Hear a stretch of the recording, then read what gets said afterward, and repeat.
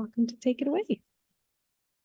Great, thank you so much. Thank you for attending, everyone. Our session is called Disaster Risk Reduction of the Information Commons, Exploring Fossil Fuel Industry's Reach into Information Education Spaces in Canada. My name is Ellen Field, and I'm an assistant professor in the Faculty of Education at Lakehead University in Orillia, which is located on the traditional lands of the Anishinaabe. Hello, everybody. My name is Eleanor Yılmazna, and I'm also currently working as a postdoctoral research fellow under the supervision of Dr. Ellen. And I'm originally from Turkey, and I'm here for this research for the year. And I received my master's and PhD degrees in the field of curriculum instruction. And throughout my graduate studies, I have had the opportunity to participate in public and privately sponsored projects to enhancement of learning about disaster preparedness and risk reduction. Hi, everybody. Thanks for being here. I'm Jen Chestnut, and I'm a lead researcher and writer of a report that you're going to hear some about today. And with the Canadian Association of Physicians for the Environment, and also, I am a teacher in environmental and climate education, and also been involved in co-facilitating a teacher professional development course for high school teachers on the climate crisis online with high school teachers in Germany, and completed my master's through Cape Breton University, doing a thesis on caring for the climate emotions of youth when they study the climate crisis. Thanks. Thank you. So first off, we would just like to acknowledge that Indigenous peoples in so-called Canada have been at the forefront of climate leadership, protesting pipeline expansion for several decades. However, specifically since the 2010s, First Nations communities have resisted the Northern Gateway Pipeline, which was eventually rejected, the Trans Mountain Expansion Project, and the Coastal GasLink project, which has faced significant opposition from the Wet'suwet'en hereditary chiefs and their supporters. With Indigenous rights and land sovereignty issues becoming more prominent across Canada, I'd like to posit that if Anishinaabe laws in particular were integrated into our climate policy, then we would consider what our climate policy means for 7 generations, not just half a generation, which our current climate policy does. So with that, I am going to share our slide deck. And in terms of how this session is structured, we're just going to each give a bit of a background we'll each speak for 10 minutes. And then we will open up for conversation with those who are here and open for any questions. So in today's session, we're exploring the concept of disaster risk reduction, and this might be a new concept for you, and that's okay. Ella's going to give us a background, and we're going to put it into play with information, communication, and education related to climate change. And so for this session, it's a bit of a thought experiment, as disaster risk reduction is typically practiced in terms of things like risk assessment, or in terms of reduction, emergency preparedness, or if there is a disaster, a rapid recovery to that. But this session, as I said, is a thought experiment as we apply it to the influence of the fossil fuel industry on explicitly attempting to hide the climate evidence on the risk of greenhouse gas emissions and deliberate strategies to influence and lessen how communication and education frame attribution of cause and actions to address climate change. So as I said, in our session first, Ella is going to speak around how disaster risk reduction is approached and how it's typically conceptualized and applied. I'm going to then speak around the concept of the information commons and how climate policy recognizes the importance of reliable information, communication, and education, identify how some fossil fuel companies in North America have deliberately denied and distracted the public from understanding or taking action. I'm going to also share some data on where Canadians are in terms of their public knowledge and understanding, and address youth climate anxiety. And then we're going to go to Jen, who is going to speak about a report that she has researched for the Canadian Association of Physicians for the Environment, which explores the fossil fuel influence through funding and board positions within organizations in Canada. And she's going to discuss her findings. However, at the time that we pitched this session, we thought that the report would be public, but at this point in time, it is not public. So Jen is going to speak more in generalities of the context of the fossil fuel influence with Canadian nonprofits, or only reference things that are already known in the public sphere. So just a rider there for anyone.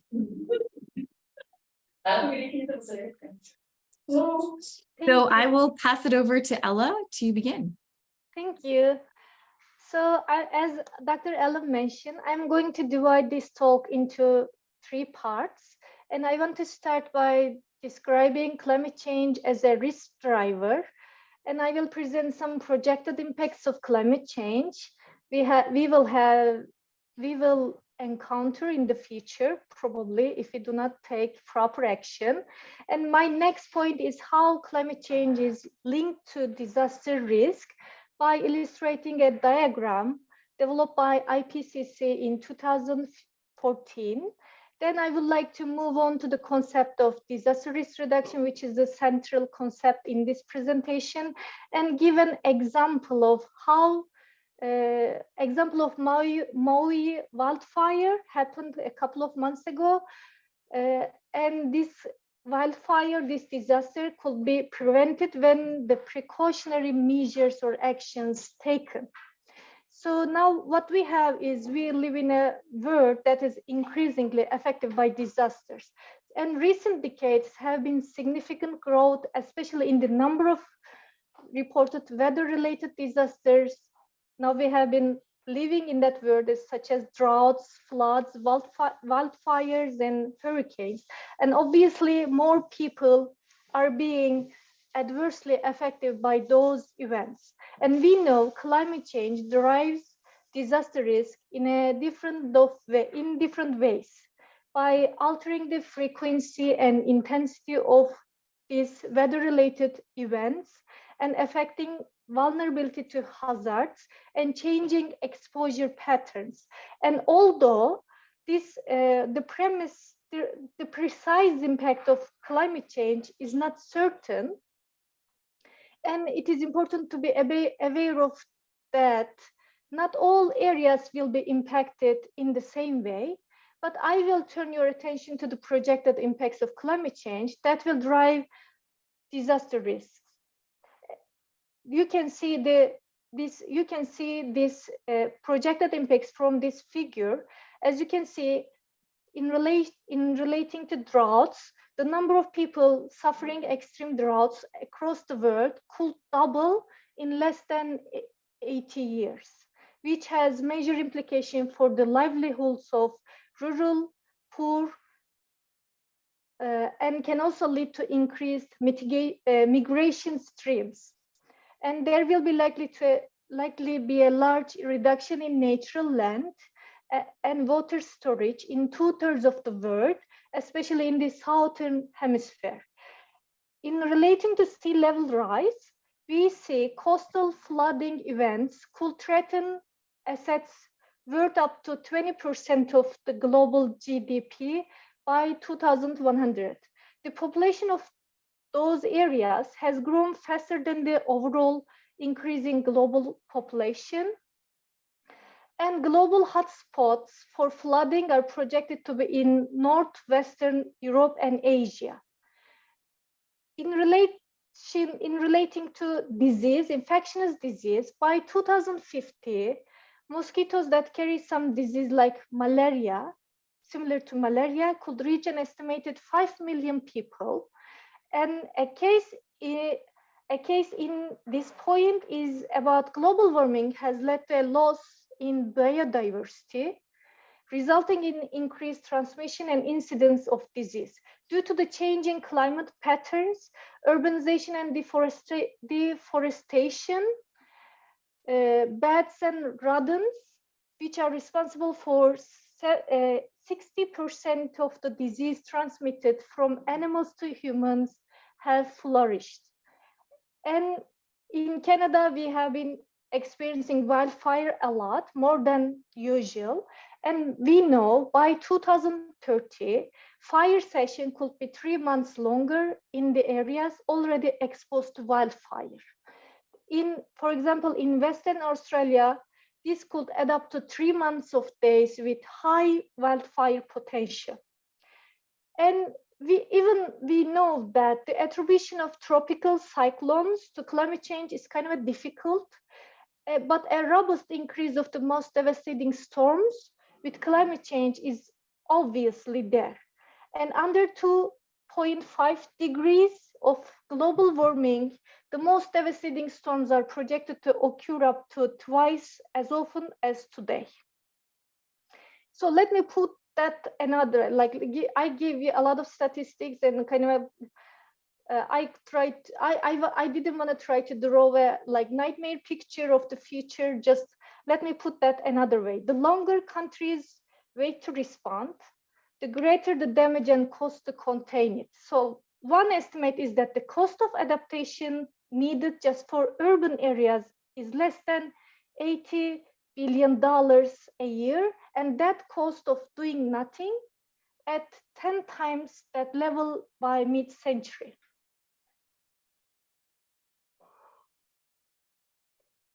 So let's have a look at this diagram. Here, disaster risk is operationally conceptualized as the probability of disasters occurring. This is a kind of a simple definition provided by IPCC in 2014. And this diagram indicates that the fact that disaster risks are not adequately evaluated in activities and investment by us, people, governments, industries and everything, makes everything those adversely impacts worse. So this results in economic, and also we know this results in economic, social, environmental resilience problems if we have this perspective, if we do not change our perspective into another one. So, and it is also important to differentiate between climate change and the disaster risk associated with climate change. However, as with all the underlying risk drivers, because climate change is so closely linked to a number of other risk drivers, it must be addressed in combination with reducing these other drivers of risk, such as the growth of informal settlements in exposed areas, lack of investment in drainage infrastructure, and deficiencies in urban and local governance. And if these drivers are not addressed effectively, disaster risk will continue to increase, even if climate change is successfully mitigated. So let me put that another way. Relating to the term of vulnerability, as you can see from the diagram, the poverty, inequality, and discrimination are the causes and consequences of growing disaster risk, especially associated with climate change. And those risks associated with weather-related hazards and climate change is proportionately concentrated in developing countries and within these countries in poorer sectors of the population. And speaking practically, we all know a crux of the matter is current mitigation and adaptation efforts are not sufficient. Even in countries where there is high public support for the environmental movement and widespread awareness and belief in the risk of climate change, and everyday life goes on almost as if it doesn't exist. And few people spend much time thinking about it, but yet little social action is being taken. There are some obvious reasons for this discrepancy between the perception of the people's perception of the risk of disasters, weather-related disasters, among the experts and general public. So the factors involved in the phenomenon are kind of complex, and the scenarios for the future filled with kind of uncertainty. That's a kind of a general understanding. People in especially people in industrialized countries, are reluctant to accept the necessity for rapid transition from the fossil energy-based economy to post-fossil sustainability and to embrace the changes in lifestyle with mitigating climate change demands. And in consequence, the traditional knowledge, the traditional information deficit model of science communication, which relies only simply conveying factual information on change people's behaviors and behavior, is not actually working. And take the case of Maui fires. So the frequency of the fires on that, this happened like a couple of months ago. I remember from the news. That's why I put this. And there's a Bloomberg news related to that fire. That's why I put this example in here. The frequency of fires on the island has gradually increased over the past 5 years. And according to the news, a local utility company was aware of the danger and even submitted an action plan last year aimed at mitigating that risk. But by the time the fire swept across other areas in the island, driven by the winds from the hurricane hundreds of miles away, officials had yet to approve the plan. So that delay, and it is devastating consequences, tragic consequences, arguably speak to a common shortcoming across governments, insurance companies, and industries when it comes to climate change. What we call here is risk blindness, or you can say willful blindness, as also known as conscious avoidance. Now turning to our question that if people, policymakers, industries close to their eyes to the high probability of fact that climate change exists and it is there and it causes a lot of lives, so will they recognize the urgent need to deal with disaster related to climate change?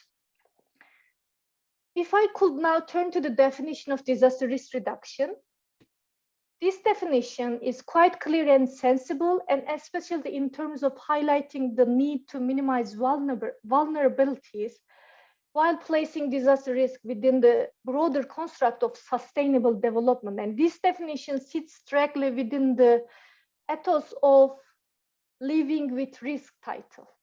So here, I would like to conclude my section of the presentation. Now I will hand you over to Dr. Ellen again, who will continue the discussion on information commons and concerns about fossil fuel industries, reshaping and distorting the public and policymakers' perception of climate change risk and disasters. Thank you. Thanks, Ella, for giving us this background on disaster risk reduction, which is really a newer term for many in Canada. In other parts of the world that have been facing climate impacts, disaster risk reduction is much more prevalent in public policy. There's strategies around it, but in Canada, we haven't really been thinking this way. So I think you've done a brilliant job of outlining that. So I'm going to now turn to this concept of the information commons and concerns about how oil and gas invested corporate interests have strategically buried, distracted, and denied the risks of greenhouse gas emissions. So an information commons is an information system, such as a physical library or an online community that exists to produce, conserve, and preserve information for current and future generations. It's shared and ideally universally accessible and operates under the guiding principles that information, especially information of public interest, should be freely available to everyone, unimpeded by behaviors of commercial interests. So the idea of safeguarding or ensuring reliable information on climate change is found actually in policy under the UNFCCC's Article 6, which you can see on this slide. They're focused on education and training, as well as Article 12 within the Paris Climate Agreement, which advocates for accessible information, as well as enhancing climate change education. So together, these two policy documents are brought together through the UN's Action for Climate Empowerment Strategies. And the overarching goal of ACE is to empower all members of society to engage in climate action through these 6 elements. So climate change education, public awareness, public participation, public access to information, and international cooperation on safeguarding access to information and education. So upon hearing this framework, it makes me wonder, how have countries sought to enact action for climate empowerment, especially when it comes to public awareness and public access to information, or ensuring that information is reliable? So now we are gesturing towards the information crisis that we're currently in. However, if we think of other significant health risks, such as COVID-19, where there definitely, where there definitely was a lot of misinformation on social media, but we saw governments took emergency positions, such as Seth Klein has talked about from the emergency unit at the David Suzuki Foundation. And governments in that moment communicated and acted as if they were in an emergency. So, or if we think about smoking in the tobacco industry, there were limits to advertising that were enforced on these companies, recognizing the impact on public health. So I would argue that we've not seen the Canadian government take on climate misinformation directly. And in fact, Canada has not developed an action for climate empowerment strategy at all. And so we really need to even have that, but have, I would say, even a much stronger leadership from the government in terms of how we address misinformation around climate change.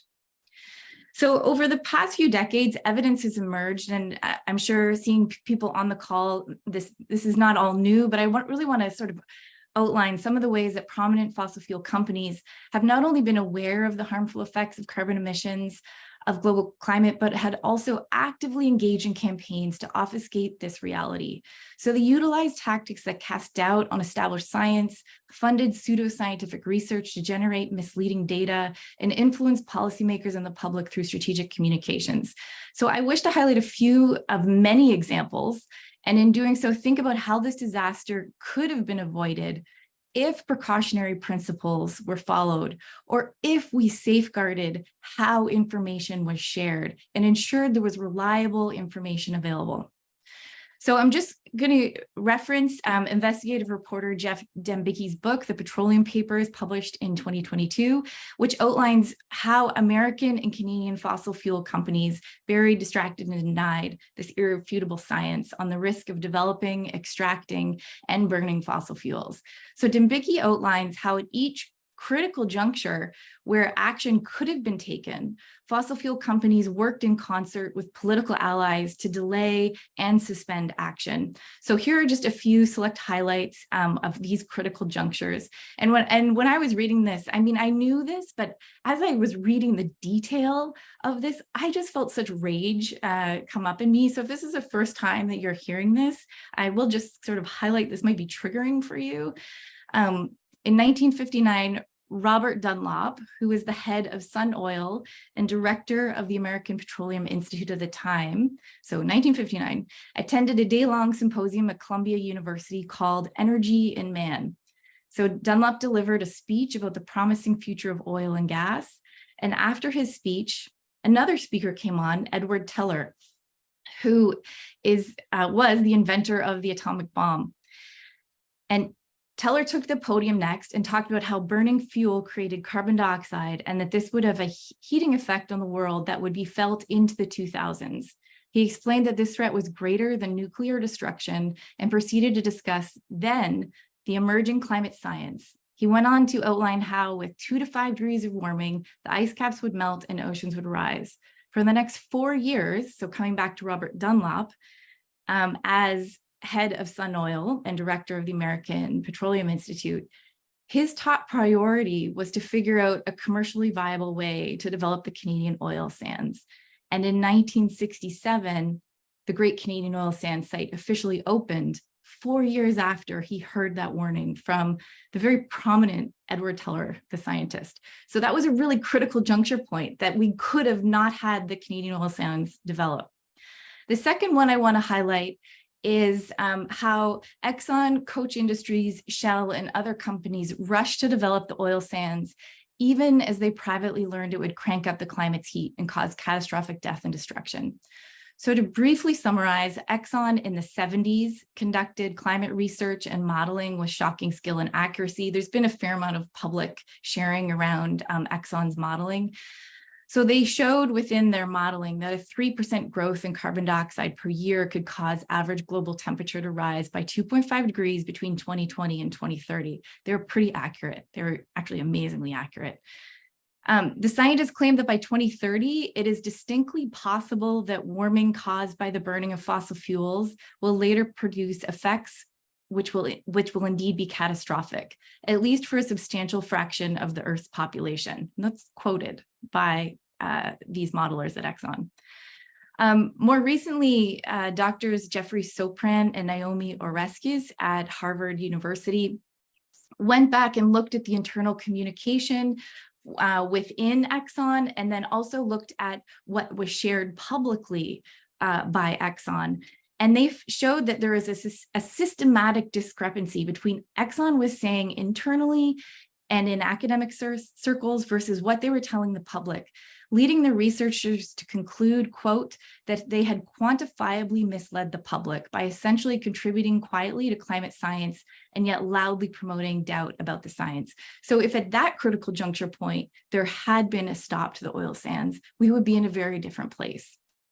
The last reference point I want to make is when James Hansen in 1988 spoke to Congress in the US, the oil industry had a media campaign ready in preparation for Hansen's address. And it sowed doubt via media campaigns on how reckless carbon taxation would be. And this is the part that really got me. Imperial Oil actually came up with a tax mechanism and calculated what it would do to their business. So once they had calculated that the only measure that could stabilize Canada's fossil fuel emissions would be a carbon tax of $200 per ton or $55 per ton of CO2, they realized that at that rate, Imperial Oil could either choose to stabilize the climate or tap one of the world's largest oil reserves, the tar sands. But it couldn't do both. So with this knowledge, Imperial engaged in an effort to make the carbon tax look economically reckless. A 1993 document developed by Imperial and shared with Exxon included talking points for speaking with government, thought leaders of the media, that shows that there are things like there's many uncertainties associated with taking action on climate change through a carbon tax, arguing the crisis doesn't warrant drastic steps at this time, or that it makes little sense to act unilaterally to respond to a global issue, and that focus should shift to all greenhouse gases, sources, and sinks, not just CO2 production. So this was another critical juncture point, and government action could have had significant difference against a mounting global climate emergency. And Imperial used its influence to undermine that science and to really bury the potential of this carbon tax mechanism, which we know is very effective. So I just wanted to highlight that as a bit of a background. That's a nice summary for those if you haven't read this book, but it's a wonderful book. The next piece I want to highlight is the F- database, which came forward last year through investigative reporters. Actually was published this summer, sorry. And it shows how 1,500 fossil fuel lobbyists working for fossil fuel firms while representing universities and green environmental or service groups are basically double agents. So essentially the F- database shows how these double agents work to control or influence how higher education or environmental groups respond to the climate crisis. So they will serve on the board, but then they also will be a lobbyist. And so this database is specific for the American context. We don't have that for Canada. However, I think some of what Jen's report shows is also that influence and the ways that fossil fuel funding does impact and implicate NGOs in the ways that they think about climate change, action, and education. But I won't speak too much more than that. The last one I want to highlight, is which there again, there's been a fair amount of awareness around, but in 2021, Mark Kaufman, an investigative reporter, revealed how British Petroleum had actually created the carbon footprint calculator by hiring a public relations firm called Ogilvy and Mather. And the idea behind the carbon footprint calculator was to promote that climate change is not the fault of an oil giant, but that of individuals. So BP unveiled its carbon footprint calculator in 2004. This is a screenshot of it on their website. So individuals could assess how their normal daily life, going to work, buying food, and traveling is largely responsible for heating the globe rather than the emissions of these fossil fuels giants. Okay, so that was a lot. Now I'm just going to quickly turn your attention to where we're at in terms of public education and walk you through a few data points on where the Canadian public is in terms of understanding climate change and its causes. And through this walkthrough, the risk of misinformation and the need to take a disaster risk reduction approach to climate communication and education becomes really evident. So this comes from my postdoc from 2019. I led a comprehensive research study which surveyed over 3,000 people, educators. You can see there's 2 samples of educators there, parents, students, and the general public. So on the aggregated of Canadians, so 48% of Canadians, all the representative data from this slide, correctly attribute that carbon dioxide and other greenhouse gas emissions are the primary causes of climate change. So that means that 52% do not link climate change as being caused by humans. 2022 findings show there is a slight increase from 48% to 56% recognize that climate change is caused by human activities. So there is some public awareness shifts there. This question is fairly important in terms of being able to attribute what the cause is, carbon dioxide and other greenhouse gases. And so from this, again, on the aggregate, these findings show that 48% of Canadians understand that climate change is mostly caused by carbon dioxide and other greenhouse gases, and that is 52% do not know that. So the 2022 findings do show a slight improvement. So from 48%, now 55% of the Canadian public do understand that. But I'm just going to posit that if the Canadian public does not understand that carbon dioxide and other greenhouse gases are causing climate change, then how can we expect them to vote for something like a carbon tax? And I think it's important that we also can think back even to in France, when France introduced its carbon tax, that brought forward the Yellow Vest movement, which is really also a testament to the need to not only invest in educating the public, but also climate policies that ensure that the tax is designed with the most vulnerable in mind. Lastly, I'm just going to highlight very quickly the high levels of climate anxiety among Canadian youth and young people. And this is a research study that Dr. Lindsay Galway and myself released earlier this year, which was benchmarking levels of climate anxiety for youth who are 16 to 25 years old. And basically, big picture, it's highly prevalent. So 65% of youth are sad, anxious, helpless, powerless, and angry was more like 53%. And a few of the stats that we brought forward show that 80% of participants report that climate change impacts on their overall mental health, and 48% believe that humanity is doomed. 76% report that people have failed to take care of the planet, and 39% report hesitation about having children due to climate change. So lastly, our data illustrate that inaction at the systemic and structural levels shape the lived experience of climate emotions and anxiety among young Canadians. So notably, 64%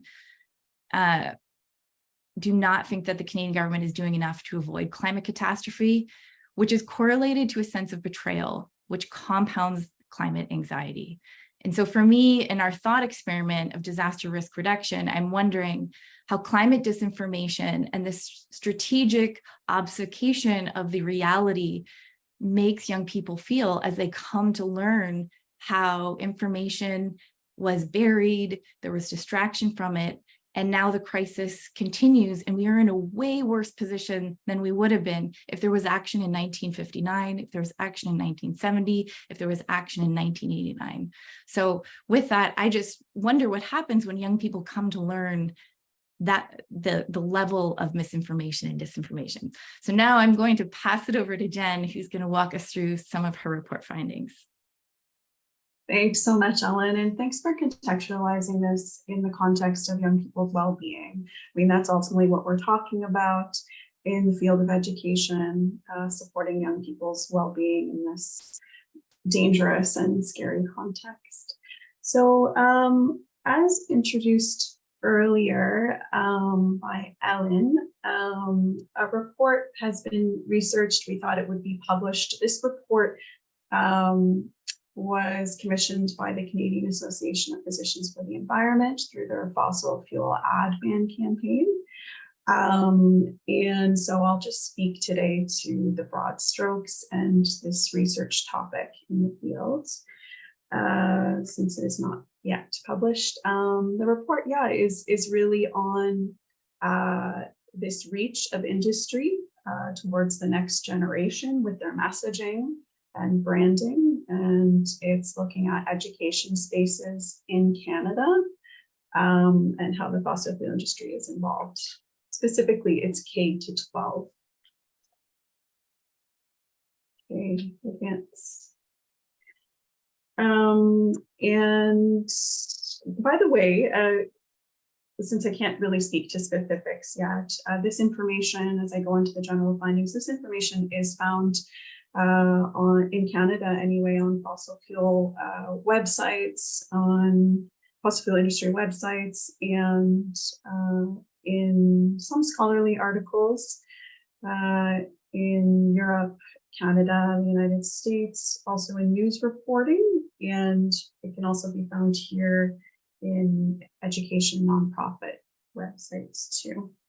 So the general findings are that many oil and gas companies are involved in Canadian education. They're involved broadly, for example, in funding different events related to schools, like a barbecue. This occurs especially in communities where oil and gas companies have extraction projects. And further to that, many are involved in climate, energy, and environmental education. There's two routes really to involvement. There's direct involvement, and then there's indirect involvement. Advance, please. So when companies are directly involved, it's really them creating education programs for K-12 students, taking them to teachers or posting them on websites. And I'll give an example now on the next slide. So Fortis BC created an Energy Leaders program, and it's now no longer available online, but it was taken down last year. But it was basically a repository of many energy and environmental related resources, modules for teachers with different handouts. And it was reported on in the Canadian media quite a bit in 2022. And critics of this program spoke about in the media and other places about how the program was really provided a lot of advertising and messaging around natural gas as a green solution, without really making clear that methane is a very strong warming gas that's involved in the extraction of through fracking and using natural gas. So in this process, as I said, this program was taken down off Fortis's website. This happened during a time where there was a lot of media reporting about it, and the Canadian Association of Physicians for the Environment, CAPE, and others wrote and petitioned their premier at the time in BC. And in a nutshell, basically, the premier said, she didn't agree with it, the program. So that's like a direct involvement by the industry, and we'll go next to the slide on indirect involvement. So the fossil fuel industry is also involved in climate-related education through the sponsorship of education organizations, particularly organizations that work on energy, environmental issues, and climate. And in this article cited at the bottom here by Enoch and Eaton, they wrote this in 2019, and it was really a study of oil and gas industry company influence in Saskatchewan's education, school system, etc. And in this report, they made a case for the fossil fuel industry really preferring to not go directly to schools or directly to teachers, but instead partnering with education organizations that already exist, that are, you know, have a reputation already. And in this article, they talk a bit about the history of that, and they cite voices from the industry and an old, a long-standing environmental education NGO, where the discourse was about the industry being concerned that if they go directly to schools and teachers, that they would be deemed as spreading propaganda. So instead, this is the common route. And when you look at the materials and when you look at these programs, it's very common that they sponsor education nonprofits. So looking at another example that is also now defunct, this was a program that ran until last year as well. The program was called Energy IQ, and it was a partnership between the Canadian Association of Petroleum Producers and Canadian Geographic. So CAP, the petroleum producer lobby, they sponsored Canadian Geographic Education to produce this program, Energy IQ.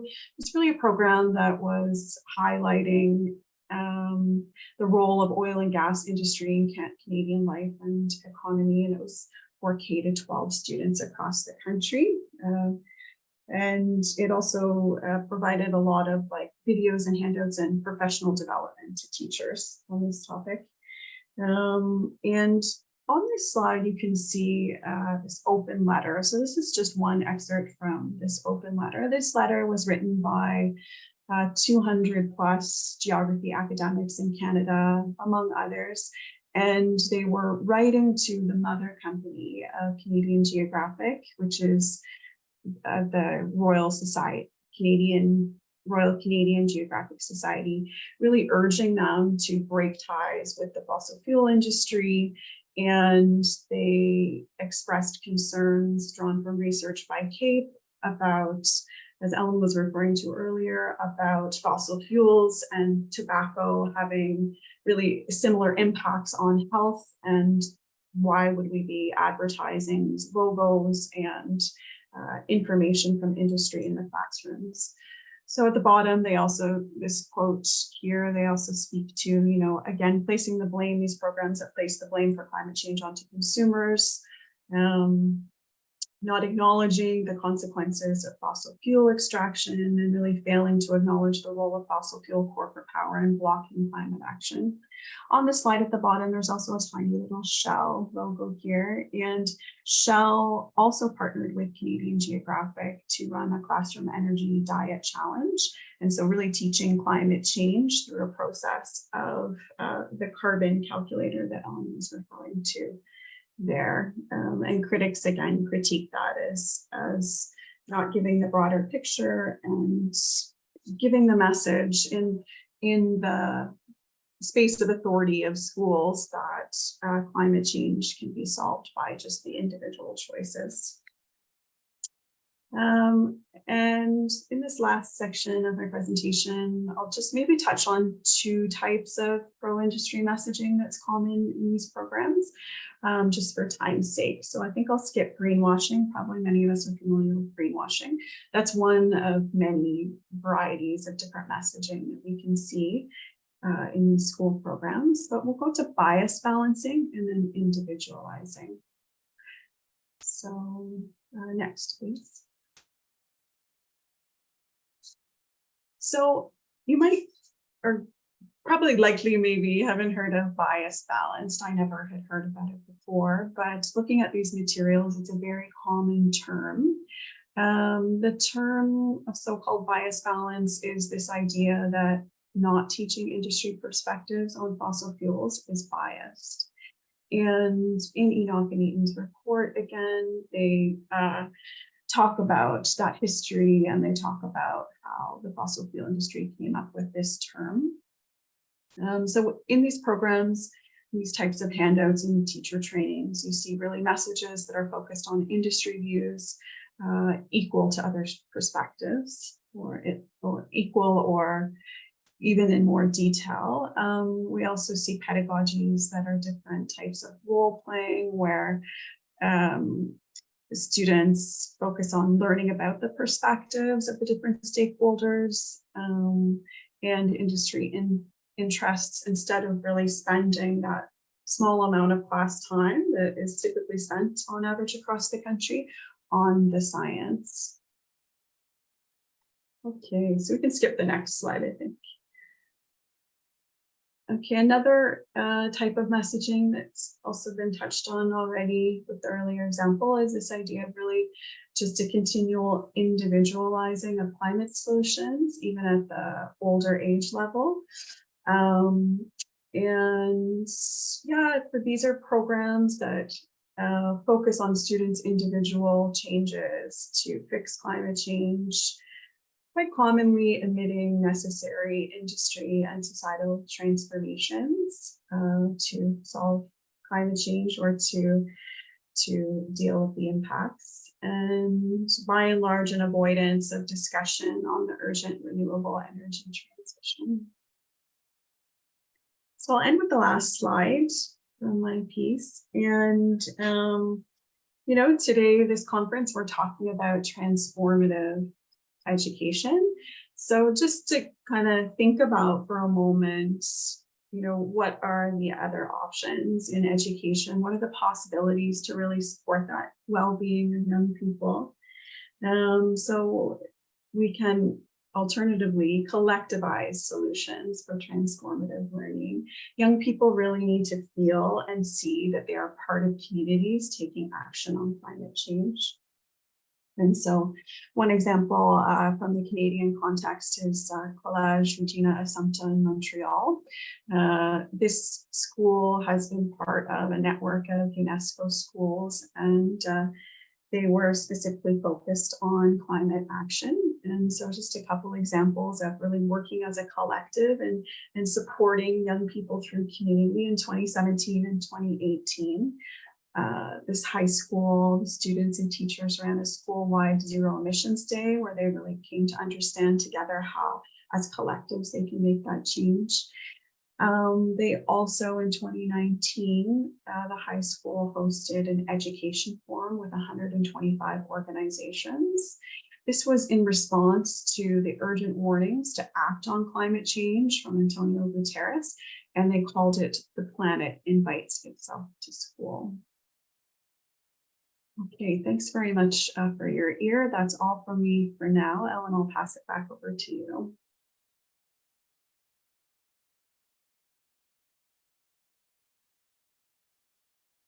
Your mic is off, Ellen. Apologies for that. So I stopped the share and I open the floor for the last little bit that remains for any comments, questions folks would like to put forward. You can raise your hand, you can type them into the chat, or you can also turn on your video and say hello.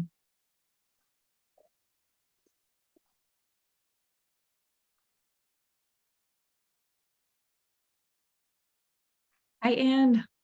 Hi, Paul.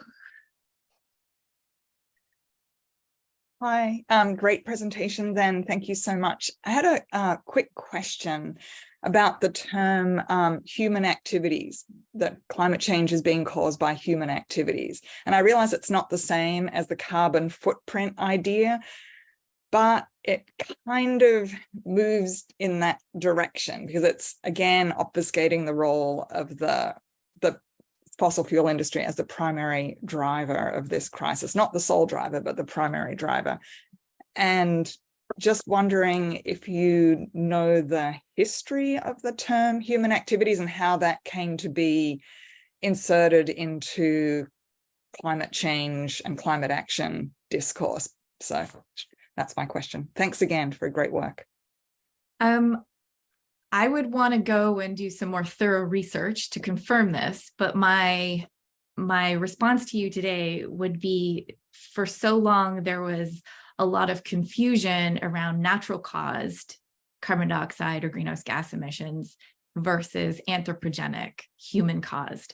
And so to try to create the understanding among the public that this is human cause, this is not just based on off of natural processes, then there was this focus on human cause. And that took forever actually in policy in order for that connection to be made.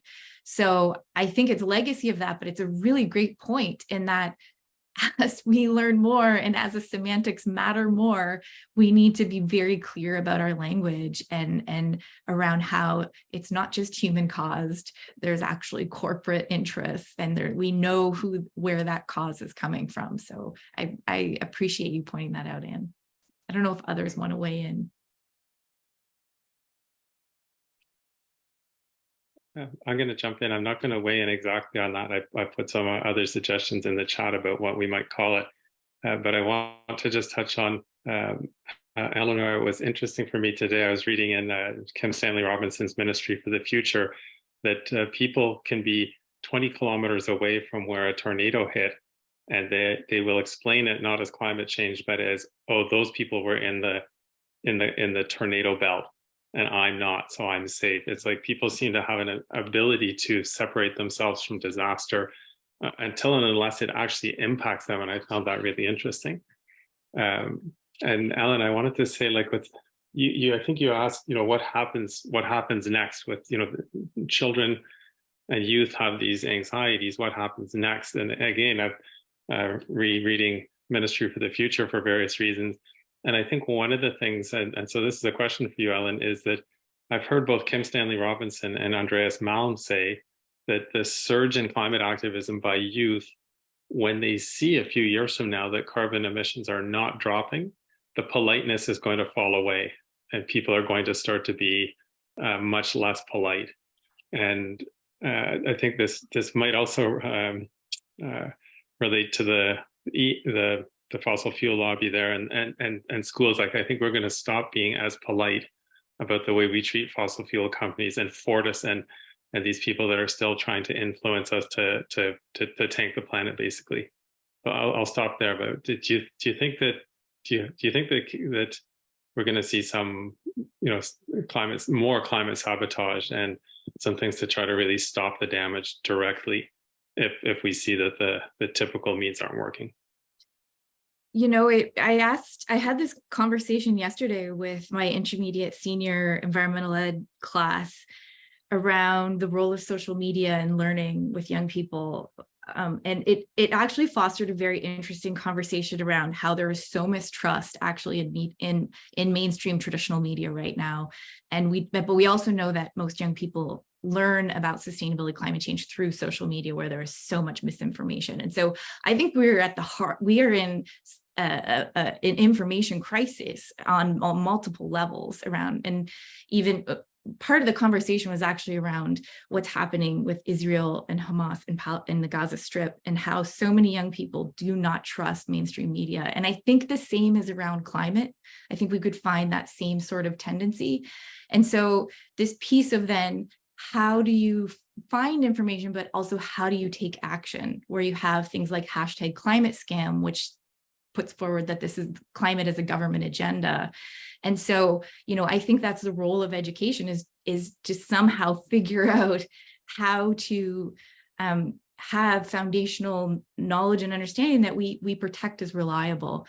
But at the same time, and Paul, I think you're right, like the vested interests are, ramping up. I saw as climate change education becomes mainstream in New Jersey and a couple other states, Fox News had a segment saying that schools are becoming breeding grounds for climate activists, right? And so there's this sort of piece as mainstreaming of climate change education becomes necessary, fundamental in schools.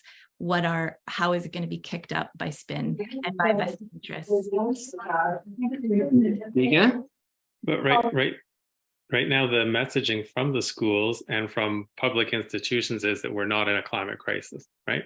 Because it's so absent from curriculum, because it's not happening in most schools. The really strong message right now is we don't have a climate crisis. There isn't really a problem. We have this under control. So I think that's extremely damaging. Absolutely. Yes, Jason. So, building on that, do you think it's possible to educate about climate criminology as a way to keep it relatively civil? I understand the politeness probably going to fade out as people understand the urgency for it, and that I don't think of it as a crisis. I think of it as an injustice, and I think of it as legalized crime against humanity. As we know, sometimes the law serves in favor of the atrocious, right? And the whole logic of like being compliant, right? There's a big division in our culture of people. One side of the wedge believes that we need more compliance, and if everyone is just more compliant, that everything would be fine. And the other side of the wedge will think, no, compliance is the problem because the law is itself unjust. And there is a logic to climate criminology, perhaps, that people understood and were popularized that it would be the choice. It would be pressure to create it in reality. So is that part of the education idea campaign, or You said where is that started anywhere? Sorry, I'm not hearing exactly what you're saying. It was climate chronology? Yeah. As in like a crime against humanity, as in like poisoning the well is a crime. Well, there's definitely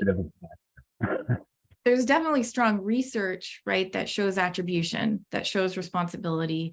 A recent paper came out showing what percentage of wildfires are responsible of 88 fossil fuel companies. So the sort of the attributional science research is definitely helping create the potential for there to be some kind of liability, culpability lawsuits. And we do know that there are lawsuits, many led by youth plaintiffs around the world. Will the legal system be able to handle them in enough time to actually drive the change that's needed? I think it's a necessary tool in order to keep vested interests and governments accountable. But I think it's a question of time. And I think the other piece is because of the information crisis, attributional science just gets lost in all of the noise that is in the media. So we've known for over 50 years where the cause and where the responsibility lies. So there's a language of criminal negligence somewhere in there. Negligence at some threshold is actually against the law already, right? So and there have been, I will just say, Shell, there was a very important landmark case with Shell maybe 3 or 4 years ago that went through the legal system. And it was found that actually, because a lot of the companies will always say, well, it's our fiduciary duty in order to have shareholders' interests met. And Shell was actually hit with no, like the courts actually said, no, actually, you can't just say it's your fiduciary duty. You have to transform your energy company in order to be compliant with the science. And so we are seeing these legal precedents mount, but I'm not a legal scholar, so I feel like I know this just sort of by following it. And I think if we had a person in the room who's a legal scholar in this area, that would be helpful. Yeah. Not me. I don't know very much about that. It's not really my area of focus quite, but I've heard about a few things, and I know that there are decisions to get rendered that change things, and several of them have already happened, right? They're already there. They're not widely known yet, but I expect that pattern to continue and probably evolve. Sorry, that's my comment for now. I don't want to take it. No, thank you. I see there's some questions in the chat as well. So Claire, hi Claire Kratz, nice to see you here. Claire asks, how do we encounter this messaging in a province? We're actually at time, so I would love to have more time with the people in the room here. Miranda, are you here? Yeah, okay. Yeah, you're welcome to extend the time. We still have a window, so please go ahead. And I think it's been a wonderful conversation, and I would like for you to have that time to continue if you'd like. Okay, can you give us, so we'll extend it for anybody. I'm comfortable to extend it for anyone who would like to stay for maybe 10 minutes. And for those who need to go, please just go on your way. Thank you for attending. So if you would like to stay, so Claire asked in the chat, or Claire, do you want to speak to your say hello and voice what you put? Sure. Hi, everybody. So I'm based in Calgary. I am full disclosure, I am a climate advocate activist with For Our Kids Alberta. And we represent the parent voice for climate action here in Alberta. One of the things that I've noticed that we see this bias-balanced and individualized approach in a lot of the organizations here in Alberta that do this work. And I'm just wondering, how do we counter this?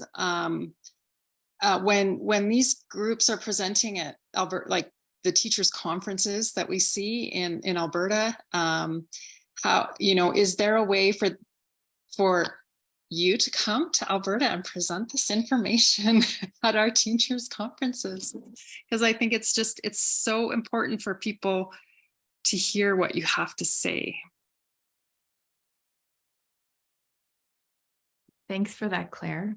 Was it the Pathways Alliance that gave a talk at the Alberta Teachers Association? I think I saw a media headline about that. Yeah, so the organization that sort of I've noticed has cropped up in the last couple of years is called 10 Peaks Innovation Alliance. And they invited a representative from the Pathways Alliance to speak to students at the Central Alberta Teachers Convention. And I'm no longer a teacher, so I do not have an ATA membership any longer. So I did not attend that presentation. But I did have an interaction with another organization called Alberta Council for Environmental Education. And I asked them if,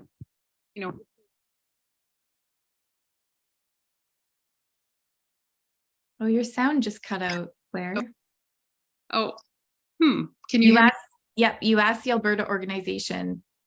Yeah, so I asked the Alberta Council for Environmental Education if they were aware of this happening, and if they and they said, oh yeah, they're our partner. Like 10 Peaks Innovation Alliance is a partner of the Alberta Council for Environmental Education. And if you go on the 10 Peaks Innovation Alliance website, you will see that their mission is to connect students with environment, climate, and energy, make these connections.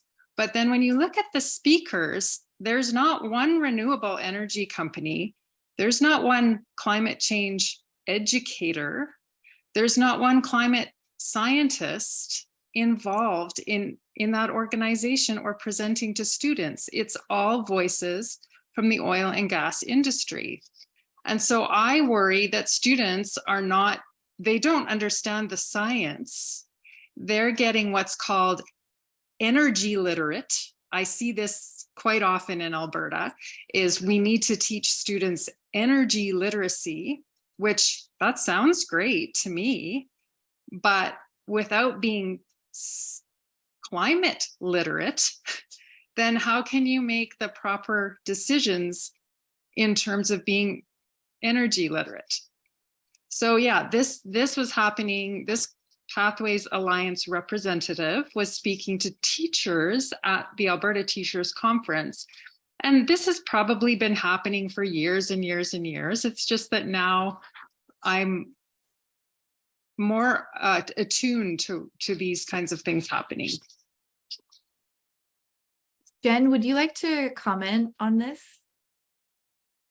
Yeah, Claire, thank you so much for your sharing and also all the work that you're doing kind of in the heart of the struggle. And you're right, yeah, this has been going on for years and years.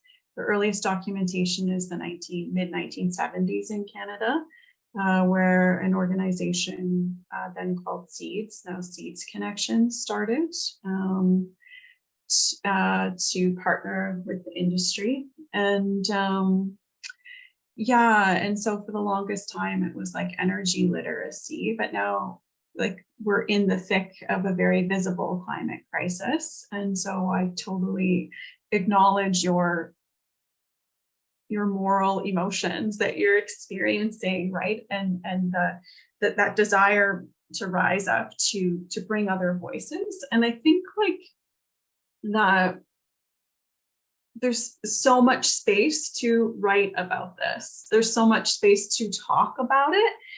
The spaces are just opening through great work by Emily Eaton and other researchers. And so even though it doesn't feel like a lot, it actually is very important what you're doing. And it is substantial to be going to having these conversations, to be asking these questions, to be sharing. And it is much more, in the States, in Canada, in other places, it's much more pervasive and obvious, this type of messaging in places where the economy is based, is really fed by the industry. So just participating in the conversation is an act of like solidarity with young people. It's an act for health and well-being, and it's not easy.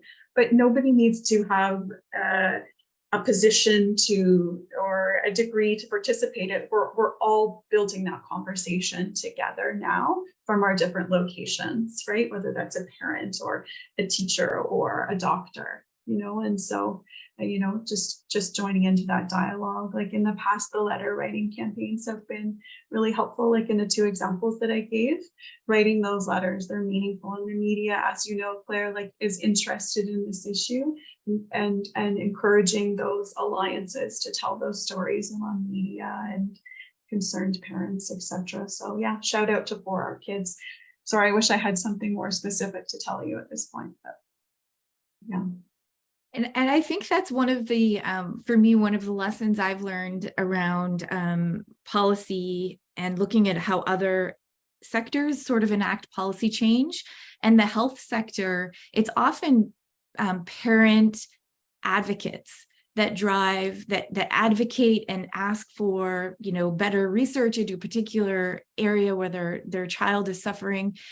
And so, but in schools, our parent councils aren't really activated around, ensuring that environmental climate is being met in our schools. But I think it's a really powerful point in terms of the role that parents have in advocating for in their schooling, and also asking those questions around industry influence where there is that direct contact with kids. I do want to also surface, Gary mentioned in the chat, just around in Alberta, since we're talking about the Alberta context, the Canadian Energy Centre, and not to mince words, a taxpayer-funded propaganda mill designed to argue with people on LinkedIn and also to create ads, right? There's trucks driving around, it's quite a communications machine.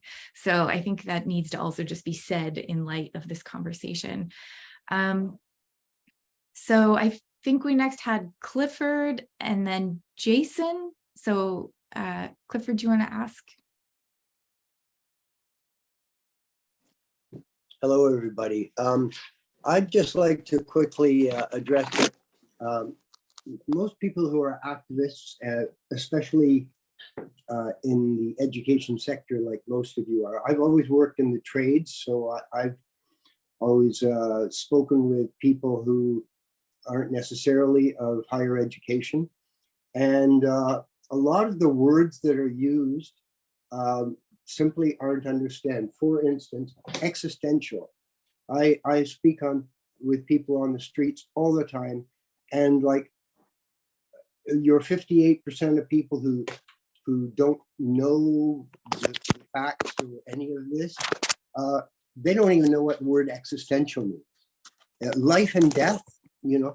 So I believe that educators really need to simplify messages and not present so many facts, and try and simplify it for the general public.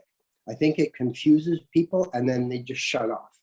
I've seen it a zillion times. I've spoken with tens of thousands of people. I started with Pollution Probe back in 1970 at University of Toronto. I was only 15, but I was an advocate back then. And throughout my life, people get turned off when there's too many facts. I know we're all doing a great job, but when we, you know, the people of the oil and gas industry, they simplify things. They make their memes in one lines that really stand out. And whereas we will present stats and figures and so on. And for the general public, the less educated, they get confused and they shut their minds off. That's in my observations. Thank you very much. Thanks, Cliffy. I think there's a lot to be said there in terms of translation. And as an academic, you know, I've been in academia a long time and I haven't been in the classroom in a long time. So I definitely recognize what being in academia does to us sometimes in terms of our language and word choice.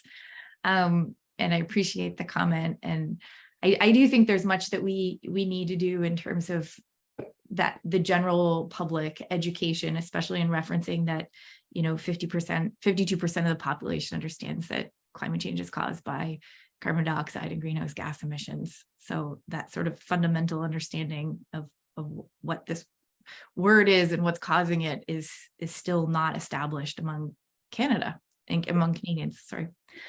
So Jason, do you want to add another comment or question?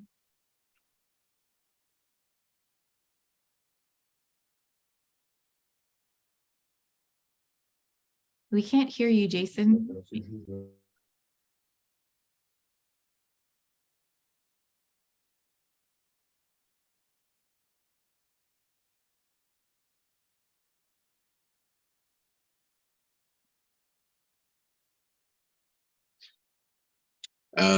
How's now? Yeah. Back? Okay, I had to try something different. Sorry. Yeah, building on what everybody said, I think that the deficit of education is still like what we're talking about, and that part of that disinformation and the incomplete knowledge that we need in the commonplace is about the energy transition actually being more abundant, really. And that, like, what part of the disinformation that comes from the oil and gas industry is the dependency on it, the illusion that this level of technology that we use is approximately the best we can do, that it's approximately the best we can think of. It's that we depend on it in some way, and that it's hard to break through that brick wall. That's within the trades, the simplistic understanding is approximately that this is the necessity in some way, and that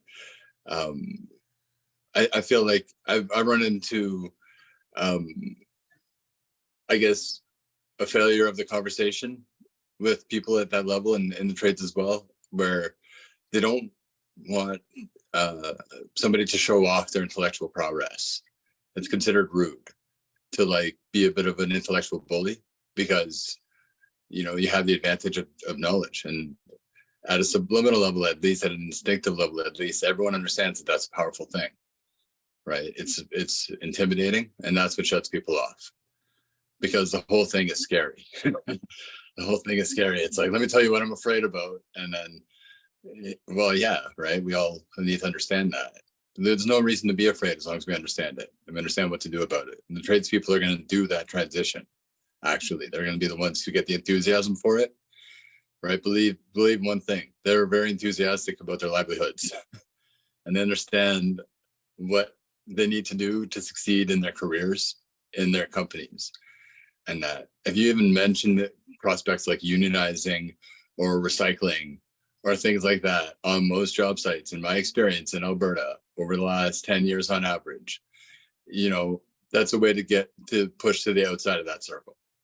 It just is. And everyone knows it, right? And like, so we need to change that. Tradespeople need to understand that doing this energy transition actually liberates the greater power, right? It creates more energy abundance. It creates energy sovereignty. It creates a more stable grid. And how environmentalism is pro-human. I found that I went door knocking for the Green Party. In the last election, I ran against Mike Rowe in my riding. And that,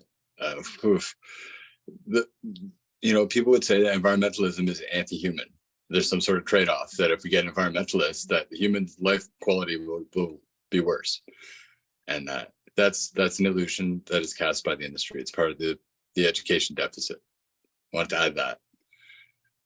And Thank you. Be gentle with your intellectual power. You know, everyone understands it's powerful. It's already scary enough. Yeah, and I just put into the chat a link to Iron and Earth, and I'm sure you're aware of them as a podcast and as an information around just transition and for oil workers essentially. So you know, and I think they're sort of a masterclass in communication in terms of the work that they do.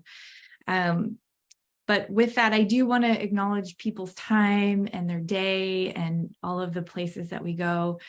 Thank you so much for taking the time to be here. Thanks to Jen and Ella for working with me to bring this forward. And thanks to UNESCO for hosting this really great open access, freely available conference, which is something I think we need to do more of as researchers within the university. So thanks so much and have a good rest of your day. Thanks, Ellen. Thanks, everybody. Thank you. Thank you to our presenters for the wonderful discussion and to everyone who contributed and made it a dynamic conversation. Thank you so very much. This was definitely an inspiring and an eye-opening conversation.